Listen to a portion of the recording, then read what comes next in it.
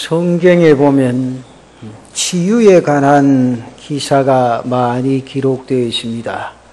성경의 치유 기사를 보면 보통 세 수로 구분할 수 있는데, 그 첫째가 인간의 육체를 고친 기사가 나옵니다. 두 번째는 인간의 영혼을 고치신 기사가 있죠. 그리고 세 번째 보면 자연을 고친 이야기가 나옵니다. 성경을 보면 수많은 사람들이 하나님의 능력으로 고침을 받았습니다.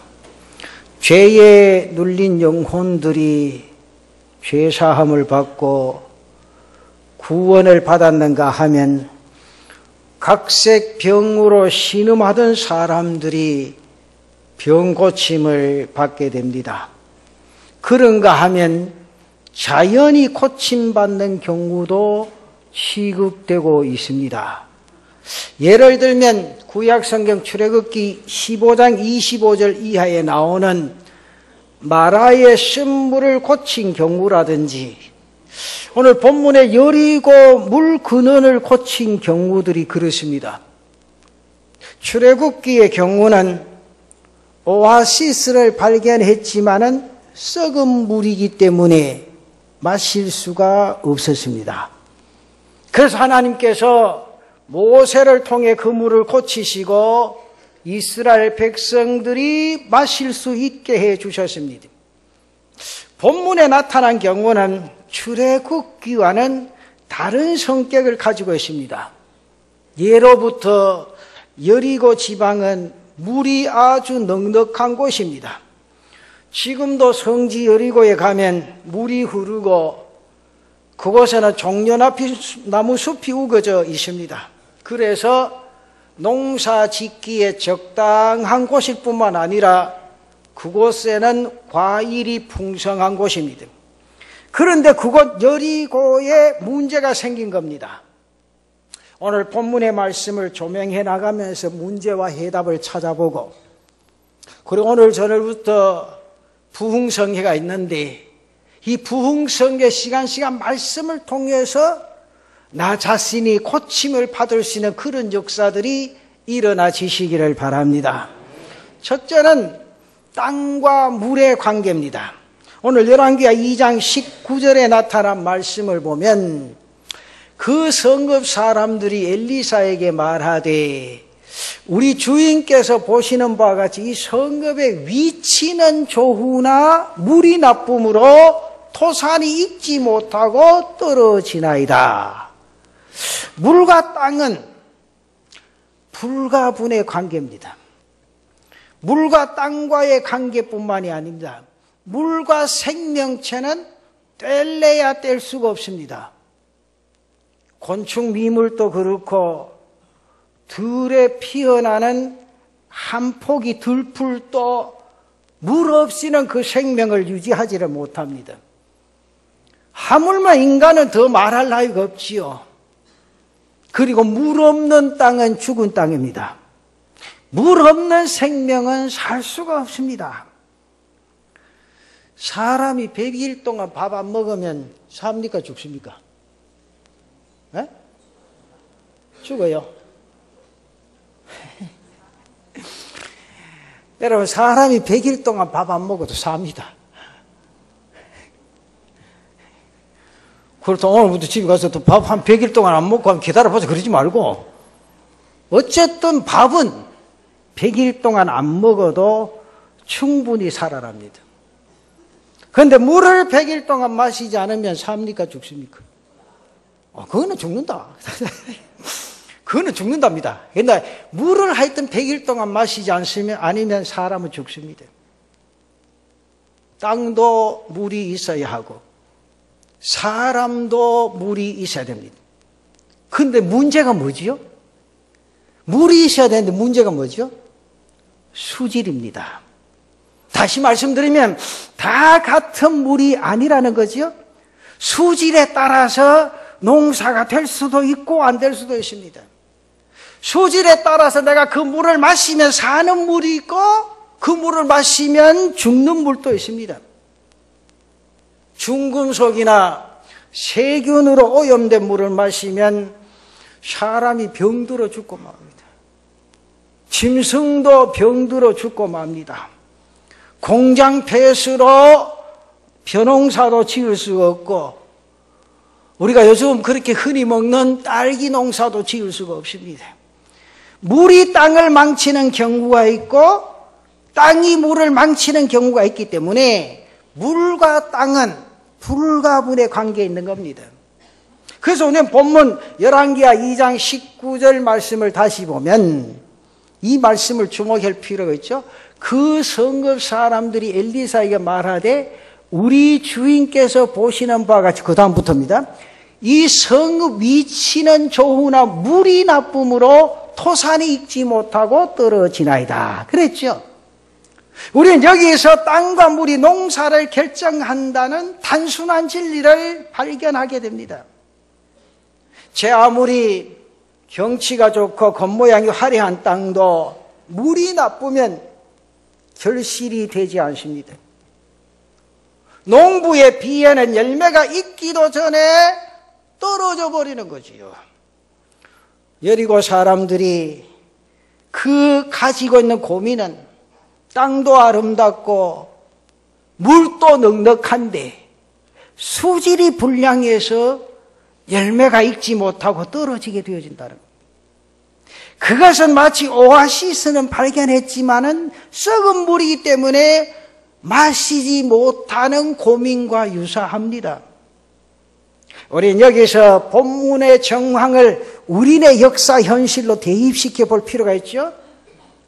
여러분, 우리나라의 자연경관은 그 관리상의 허점이 있기는 합니다만은 세계 어느 나라 경치에 비해서 결코 뒤떨어지지 않습니다. 그래서 옛 선조들은 이 땅을 가리켜서 삼천리반도 금수강산이라 그렇게 불렀습니다. 제가 보기에도 설악산이 스위스의 융프라보다 더 아름답습니다. 금강산이 그랜드 캐년보다 더 아름답습니다. 그런데 왜 삼천리 강산이 두만강에서 한강까지, 한강에서 낙동강, 영산강까지 썩게 되어져 버렸느냐고 말이죠. 어쩌다 이 강산이 마음 놓고 채소 한 포기 심기 힘든 그런 땅으로 변해져 버렸느냐고 말이죠. 여러분, 땅이 혼자 썩습니까? 그냥 가만히 놔둔 땅이 지절로 썩어버립니까? 아니지요. 그 땅에 살고 있는 누구 때문에? 우리 때문에 땅도 썩고 물도 썩는다는 거지. 우리 때문에 좀 그렇지. 누구 때문에? 나 때문에. 나 때문에 물도 썩어버리고 땅도 썩어버린다. 우리 아파트에 가만히 보면 수시로 그 CCTV를 봐요. 한 번은 새로 구입한 아파트 어느 주민이 새 차를 주차장에 세워놨는데 그 다음날 내려가 보니 2m 가량을 송곳으로 끌고 나왔다는 거지. 오늘 아침에 차를 타러 나갔더니 뒷바퀴 둘을 송곳으로 구멍을 뚫어 놓았습니다. 바로 이러한 인간의 타락한 마음들이 땅을 썩게 만듭니다. 물을 썩게 만들어버렸다 그 말이에요. 그래서 여리고처럼 토산이 익기 전에 떨어지는 괴현상이 벌어지고 있다 그 말입니다. 토산이라는 것은 흙에서 나오는 모든 결실을 의미합니다. 그러니까 토산이 익기 전에 떨어진다고 하는 것은 한마디로 되는 게 없다는 거지요. 여러분, 구약 성경 말라기 3장에 나타난 말씀을 보면 하나님께서 마땅히 드려져야 할 11조를 도둑질하면 황충이 때가 달려들고 포도가 기한 전에 떨어지게 된다. 그 말씀이 나왔죠. 여러분, 황충이 때는 중동 지방을 휩쓰는 그런 곤충입니다. 수천만 마리가 떼를 지어 날아오다가 해를 가려서 캄캄해지게 됩니다. 그리고 지상에 돌출해 있는 푸른빛 초목은 모조리 다 갉아먹어 버립니다. 쉽게 말하면 남는 게 하나도 없다는 거죠. 팔레스타인의 포도는 그 알이 크고 맛이 아주 좋습니다. 그런데 그 포도가 익지 못하고 떨어져 버려요. 그 이유는 하나님의 것을 도적질했기 때문이라 그 말이죠. 여기 말라기 3장에 나타난 이야기는 인간의 심성이 타락해서 하나님께 드려야 할 11절을 드리지 아니하고 도둑질하면 남는 것도 없고 되는 것도 없다. 그런 내용의 경고의 말씀입니다. 그러니까 우리 모두가 솔직히 고백할 것이 있다면 땅과 물이 썩고 농사가 안 되고 남는 것도 없고 되는 것도 없고 나라도 안 되고 정치도 안 되고 살기도 힘들어가는 이유가 있다면 그것은 바로 인간 때문이라고 말이요. 그 인간이 누굽니까? 우리라 하지 말고 나 때문이라 가 있어.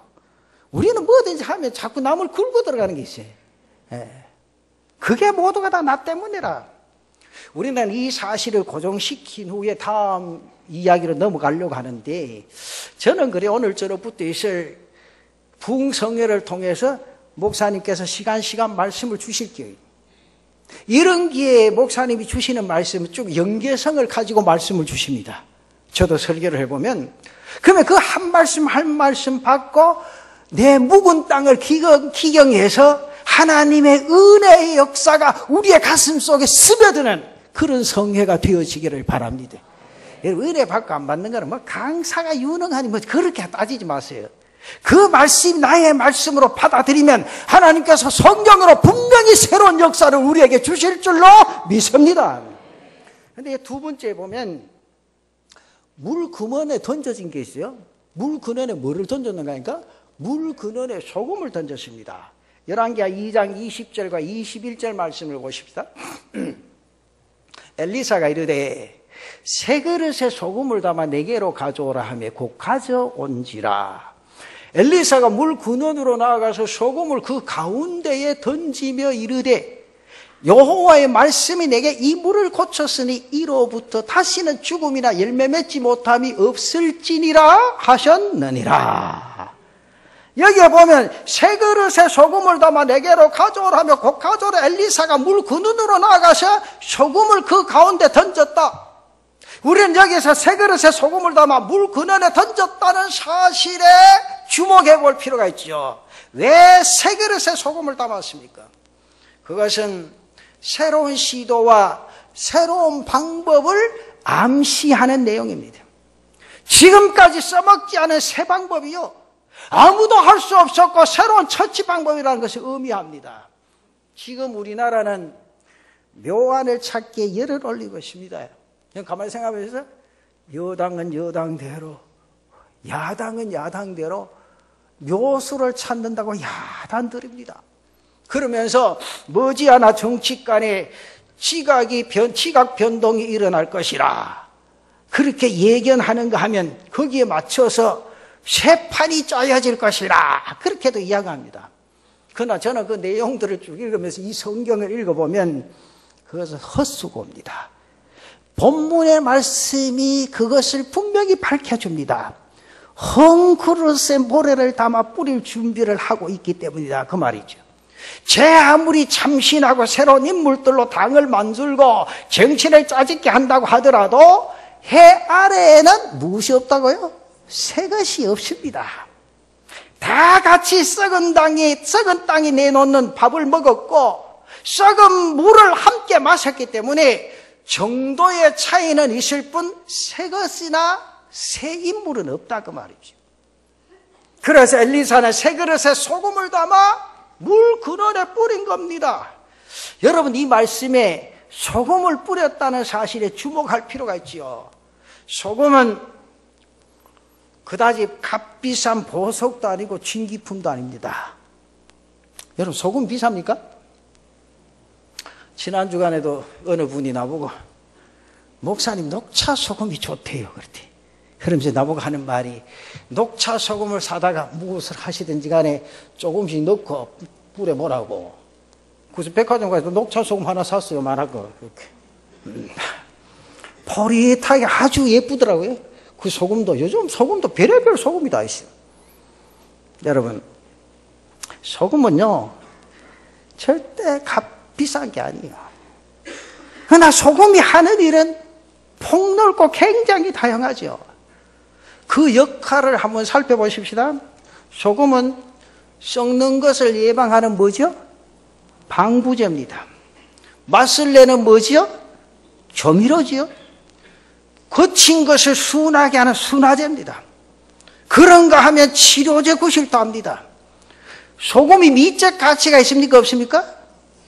없습니다. 예술적 가치가 있습니까? 없습니까? 없습니다. 지금까지 세계 수많은 문학작가나 미술가들이 소금을 가리켜서 아름답다, 화려하다 그렇게 평가한 경우는 한 번도 없습니다. 그러면서 가장 필요한 일상품이면서 가장 천덕꾸러기로 푸대접을 받는 것이 소금입니다. 그러나 소금이 들어가지 않는 음식치고 맛을 내는 경우는 하나도 없다는 것이요. 엘리사가 그 소금을 3그릇에 담아오라고 했습니다. 그리고 그것을 물 근원에 뿌려라 그렇게 말했죠. 여러분, 소금은 물에 들어가는 그 순간부터 어떻습니까? 녹아 없어져 버리죠. 형체를 허물고 자신을 용해시켜 버립니다. 이 성경에 보면 너희는 뭐가 되라 했죠? 여러분, 소금 됐습니까? 이게 중요해요. 너희가 소금 되라 그랬는데 소금은요, 들어가는 그 순간 형체를 허물고 자신을 용해시켜 버리죠. 김장할 때 제일 먼저 하는 게 배추에 뭘 뿌리죠? 배추 속에 들어가면 그 소금이 있습니까? 뽀득뽀득한 소금 그냥 있으면 배추도 뽀득뽀득해요. 소금이 안 넣고 막. 배추 못한다, 김장 못합니다니까? 그 소금이 사라져야 배추가 어째? 허물쭉허물쭉해져. 왜 맛을 내는 거 아니에요? 여러분, 소금이 고추장 속에 들어가면 고추장이 돼버리고 설렁탕 속에 들어가면 설렁탕이 돼버립니다. 그러나 그 맛과 기능을 살아 움직이죠. 바로 이 점이 소금만이 지니는 신비의 능력이라 그 말이죠. 그 성경에 보면 너희는 세상의 소금이라 들어가서 없어서라는 거지요. 그렇게 되기를 바랍니다. 이게 중요해요. 여러분, 생각해봐요. 가정에서도 마찬가지요. 너희는 소금이 되라 그래서 소금. 자기가 살아 움직이지 마. 뭘 잘났다고요, 여러분. 내가 뭐 잘났어요? 죄인 중에 죄인이요. 여러분, 생각해봐요. 그렇잖아요. 우리가 교회 한 게 뭐 있어요, 진짜. 보면 부끄럽고 미련한 것 뿐이잖아요. 우린 드러낼 게 하나도 없어. 그러니까 교회에서 과음을 지를 거 없어요, 그냥. 네가 잘했네, 내가 잘했네 할 게 없다니까요. 놓고 지면 말이 없어요. 표시가 없다니까. 그 역할이 바로 그리스도의 삶 가운데 나타나줘야 된다는 거예요. 그러니까 다음 주간 공동회의가 뭐 삐지고 하지 마세요. 입 나오고 할 것도 없어. 그럼 아멘이요. 그때 아멘 해야 된 거예요. 진짜요. 그렇잖아요. 그럼 제가 오늘 왜 이 말씀을 드려요? 집에 가서 소금 뿌려봐요. 어떻게 된가? 소금이 있으면 아무것도 못합니다. 설렁탕이에요. 소금 들어가고 안 녹아봐요. 그 설렁탕 맛이 나는 거 안 나요? 그게 녹아져야 맛이 나는 거예요. 오늘 우리도 마찬가지입니다. 하나님의 사람이 이 세상의 삶을 살아가면서 너희는 소금이라 그랬으면 세상에서 녹아져야 돼요. 그래야 이 세상이 변하게 되는 줄로 믿습니다. 그럼 이걸 어떻게 녹였냐? 우리는 그렇다고 해서 내가 집에 가서 소금, 그 녹차 소금 샀다고 녹차 소금 한 소금 넣어가 입생 뱃속에야만 내가 녹아지고 달라집니까? 아니죠. 예수 믿는 사람 말씀 먹고 녹아져야 돼. 오늘 저녁부터 목사님 오셔서 말씀 주실 때 그 말씀이 여러분 심령에 소금이 되어지는 역사가 있기를 바랍니다. 그래야 변하는 거 아니에요. 그게 내가 사는 길이요. 그렇잖아요. 여러분, 우리가 이 세상에 성공하는 거 돈 많이 벌이고 뭐 자녀가 출세하고 물론 그것도 성공이죠. 뭐 건설의 짭 그게 아니에요. 내 심령이 변화되어져서 하나님 앞에 바로 서서 영적으로 주님 앞에 분명하면 그 인생의 삶이 성공적인 삶인 줄로 믿습니다. 그 근본 성례를 통해서 자신의 형체를 허물고 자신을 용해시켜 버릴 수 있는 그런 은혜가 우리 성도들 가슴 속에 임하시기를 축원합니다. 주님이 분명히 말했잖아요. 우리에게 너희는 세상의 소금이라. 그래서 장독에 들어가고 설렁탕 속에 들어가고 삼계탕 속에 들어가서 녹아 맛을 내라는 겁니다. 그리고 썩은 세상이 뛰어들어서 썩는 것을 마로막고 맛없는 이 세상에 맛을 내는 신앙인의 삶을 살아라 그 말이죠. 우리가 가만히 이곳저곳을 둘러보면요, 소금을 던져야 할 것이 의외로 많다고 하는 것을 발견하게 됩니다. 팔딱팔딱 뛰면서 자기 의를 내세우고 다른 사람을 공격하는 정치권에도 소금이 뿌려져야 돼요.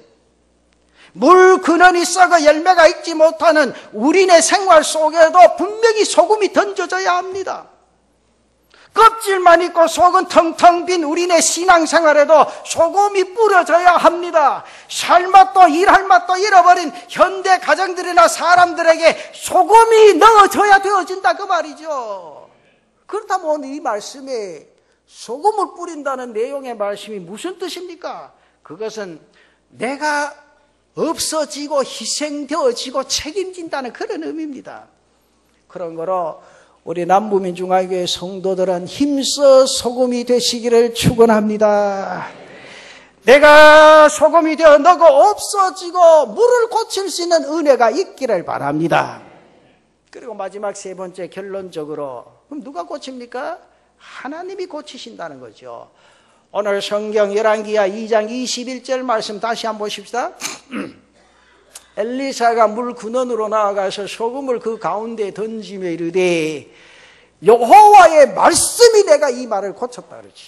여호와의 말씀이 오늘 저녁부터 말씀을 통해 물론 본교회 목사도 주일마다 말씀을 증거하지만은 하나 집중적으로 오늘 저녁부터 수요일 저녁까지 10시간이에요. 10시간 계속해서 10시간 시간 들려지는 그 말씀을 통하여 우리가 고침을 받고 하나님 앞에 분명하게 설 수 있는 그런 은혜가 있기를 바랍니다. 그런 말하죠. 이로부터 다시는 죽음이나 열매 맺지 못함이 없을지니라 하셨느니라 분명히 말합니다. 그러면서 22절에 보면 그 물이 엘리사가 한 말과 같이 고쳐져서 오늘에 이르렀더라. 여러분, 엘리사 자신이 그 물을 고친 것이 아니라 하나님이 고쳤다는 사실 주목해야 됩니다. 내가 이 물을 고쳤으니 출애굽기 15장 26절을 보면 나라의 쓴물을 단물로 고친 후에 하나님께서 하신 말씀 있죠? 이르시되 너희가 너희 하나님 나 여호와의 말을 들어 순종하고 내가 보기에 의를 행하며 내 계명에 귀를 기울이며 내 모든 규례를 지키면 내가 애굽 사람에게 내린 모든 질병 중 하나도 너희에게 내리지 아니하리니 나는 너희를 치료하는 여호와임이니라. 그러니까 나뭇가지를 던지고 소금을 던져서 물을 고친 것은 하나의 상징적인 사건에 불과합니다. 나뭇가지나 소금 자체 그 자체가 물을 고친 것이 아니라고 그러지. 하나님이 고치셨다는 사실입니다. 내가 어떻게 무슨 능력으로 세상을 고치고 역사를 고치고 정치를 고치고 교회를 고칩니까? 그건 분명히 교만입니다. 망발입니다. 내가 무엇을 고치겠다는 것은 오만이지요. 사랑하는 성도 여러분, 내 심령을 고치시는 분은 하나님이시오. 우리 교회를 새롭게 하시는 이도 하나님이신 줄로 믿습니다. 근본의 말씀을 통하여 내 심령 속에 뿌려져서 녹아짐으로 말미암아 우리 심령이 새로워지면 오늘 내가 살아가는 이 세상에 변화의 역사가 일어나게 될 줄로 믿습니다. 엘리야나 엘리사나 베드로나 바울이 병자를 고치고 기적을 행한 것은 하나님이 그들에게 바로 능력을 주셨기 때문이라 그 말입니다. 하나님이 말씀을 통해서 우리에게 능력 주시기를 원합니다. 말씀을 통해서 변화 역사가 일어나기를 원합니다. 그 일을 위해서 하나님이 오늘 저녁부터 우리 교회에 성회를 허락하신 줄로 믿습니다. 오늘 저녁부터 여러분 빠짐없이 여러분 그렇잖아요. 병원에 입원하면요 모든 것 다 중단해야 돼요. 가만히 있어야 돼요. 의사 시킨 대로 해 빨리 고쳐요. 그렇잖아요. 내 자신의 영혼의 고침도 마찬가지입니다. 시간을 좀 내보시라니까요. 모든 게 목사님이 그러죠. 갈수록 엄청 더 말 안 듣는다 나보고 그래. 나 우리 교회는 말 잘 듣는다 내가. 김 목사 교회는 어째 그 낮 예배도 하나 한다. 와봐라. 오신 분이 있으니까 하지. 그렇잖아요. 이게 하나님이 원하시는, 하나님이 기뻐하시는 일이에요, 여러분. 그렇잖아요. 근본기 어찌하든지 여러분 자신이 말씀을 받고 가정의 변화가 일어나기를 바랍니다. 여러분 직장의 변화 역사가 일어나기를 원합니다. 우리 교회 변화 역사가 일어나기를 원합니다. 세상에 자꾸 다른 교회 비교할 필요 없어요. 우리 교회만 바뀌어지면 저절로 바뀌어지는 거예요. 그렇잖아요? 그래서 오늘 이 말씀 가슴 속 깊이 간직하고 우리 심령에 말씀의 소금이 떨어져서 녹아짐으로 변화 역사, 새로운 삶의 역사가 아름답게 나타나는 귀한 성회가 되어지기를 바랍니다.